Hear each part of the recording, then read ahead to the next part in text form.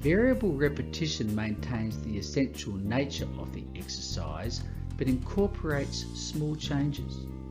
This requires more conscious engagement on the part of the learner, but the novelty enhances memory.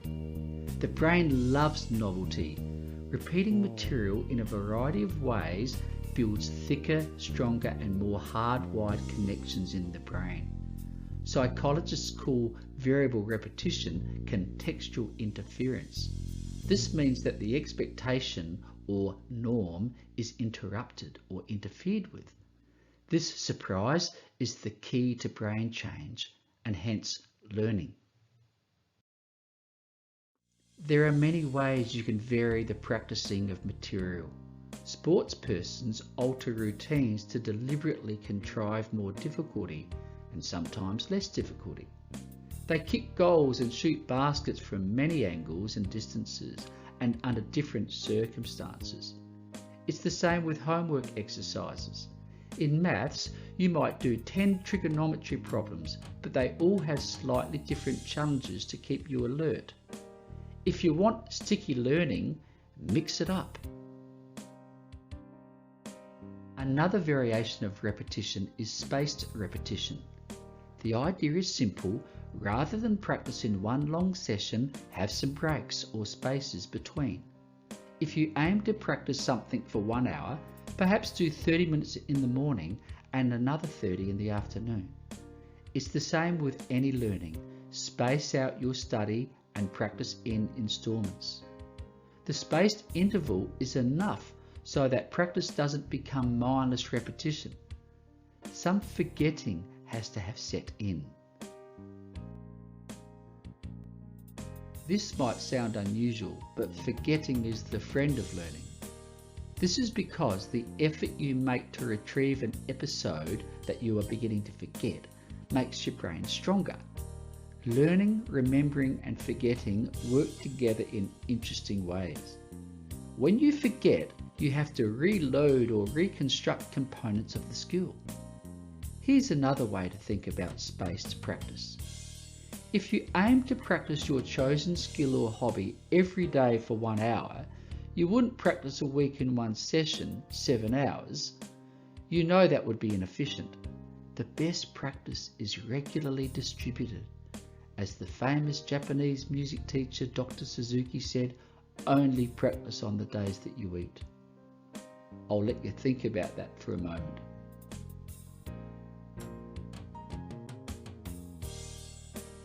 Beware of the familiarity trap, that feeling that you know something and no longer need to practice or study it. This can be misleading. You need to test yourself regularly to find out what you know well and what you need to improve. Some people don't like tests, but they're necessary. Testing is not only a powerful learning strategy, but a potent reality check of what we know how to do. Embrace it. Testing is good. You don't need a teacher to test you. Test yourself. You can do this anywhere by practicing retrieving new learning from memory. What are the key ideas from the unit of work you're studying? What terms and ideas are new? How does this relate to what you already know? For stronger learning, write and talk about it. And if you've no one to talk to yourself. Verbalization is a potent teacher. Then check your answers to ensure accuracy and correct your mistakes as required. Self-testing can take more effort than rereading notes. It can feel awkward and frustrating, but you learn it better. Interleaved repetition is a bit like spaced repetition, but occurs within a single practice episode. The idea is to switch between learning material before it is fully learned. You don't stick at it till you get it. This might seem counterintuitive, and it is a more mature practice routine. This is what the pros do, but if done properly, it is twice as effective as blocked repetition. Marketing teams interleave advertisements and sporting champions interleave skill drills. Consider this example. Once I was watching the champion golfer Tiger Woods practicing hitting golf balls at the British Open. When most amateurs hit a bucket of golf balls, they do so using blocked repetition. That is, they hit several balls with the same club before moving to the next. Tiger was practicing using interleaved repetition. He switched regularly between different clubs. Be careful though, whilst this works for skills that are similar in nature, like kicking a ball or finger passages on the piano, you would not switch this quickly between different subjects. Also, experienced practitioners learn to understand the right mix of blocked and interleaved repetition. Blocked repetition is still important. Another great golfer, Lee Trevino, said, "There's no such thing as a natural touch. Touch is something you create by hitting millions of golf balls." All the top professional golfers practice a lot, but during his prime, Tiger Woods' daily practice was probably more intense than anyone.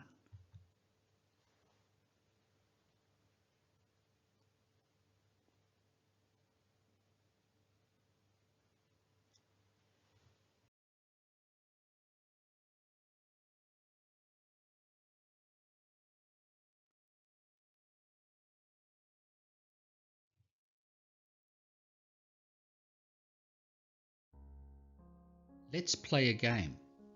You have 10 seconds to memorize this list of 9 words without writing them down. They don't have to be memorized in order.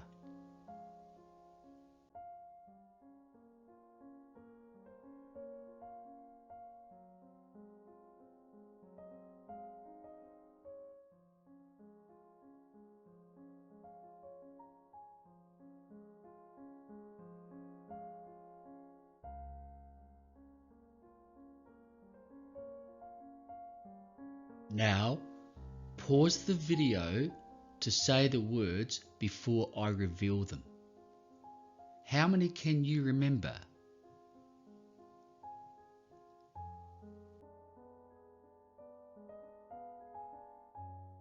Here they are. How many did you get? This was challenging. Why? You might have thought, I needed more time to engage in repetition to learn this. Or the words are not connected, they have no relationship. Or my mind cannot hold this number of words on the fly. All 3 responses are valid, and yes, 9 words will challenge short-term memory. Most people are okay with up to 6 items, but not 9.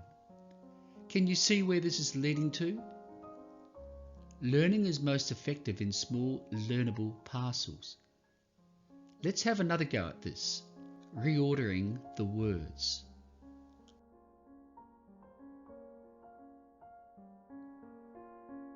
This is easier. Connections between words convert them into phrases, reducing the learning load, in this case, from 9 items to 4. Previously, the phrase little black dog was 3 separate unconnected words, but now the words relate contextually, becoming 1 item. Patterns simplify learning. Great learners are great pattern finders. But you need fundamental knowledge to find patterns. One cannot relate criminal and lawyer without knowing that a relationship exists between these words.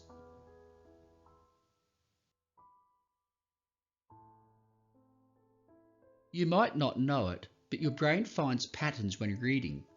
You look at the overall word, mostly the first and last letters, and make an educated guess to what that word is, even if the letters are all over the place. This is the power of patterns. Recognizing patterns simplifies the learning load. The trick is to be able to see the patterns. Subjects like maths, languages and music, for example, are richly pattern orientated. Indeed, mathematics, the most pattern-orientated subject, explores the patterns of the physical world and expresses them using numbers. Hence, Some subjects can appear to be very difficult if you don't know the patterns. This is why theory in anything is so valuable. Being able to find connections between bits of information lessens the requirements of memory. If you know the patterns, there's less on the page than meets the eye. Why do some people get so much better than others? We've explored motivation, engineering your brain, knowing how to repeat, identifying patterns or theory. Here's another suggestion to improve physical skill development. Slow practice, or more accurately, slow motion practice. For many, ultra slow practice is trying and frustrating, but slow motion practice is a game changer. Read the advice emerging on the screen. Great musicians and those in other fields advocate the power of slow practice. It's not about whether or not you can execute a skill fast. So what then is its purpose?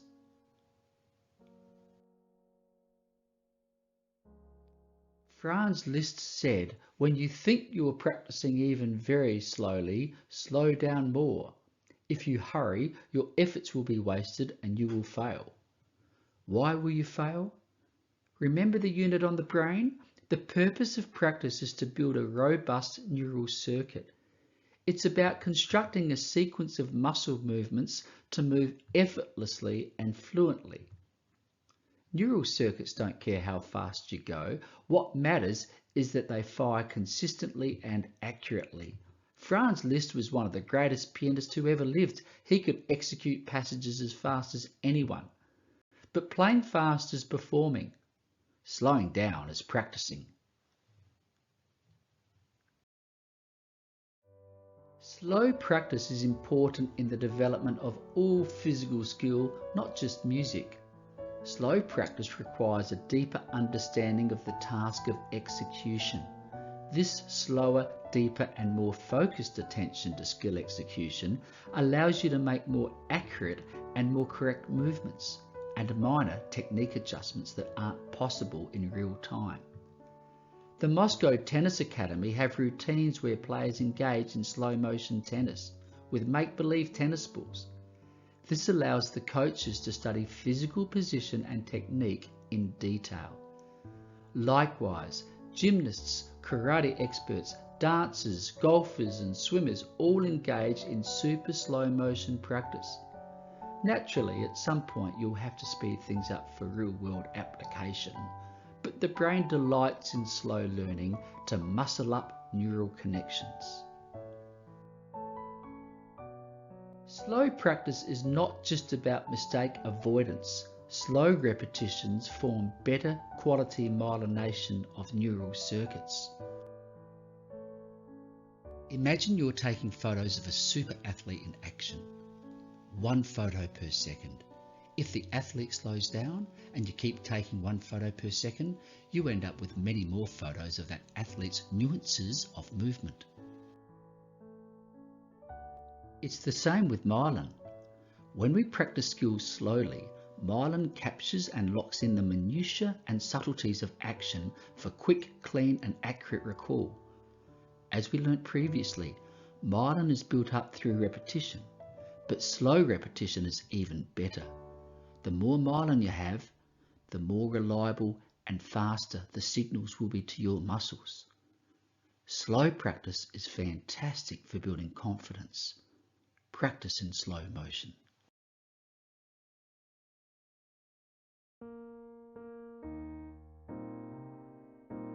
Make haste slowly to get things right as soon as possible. You'll be amazed at the results. Do you want to improve? If you always do what you've always done, you always get what you've always got. If nothing changes, nothing changes.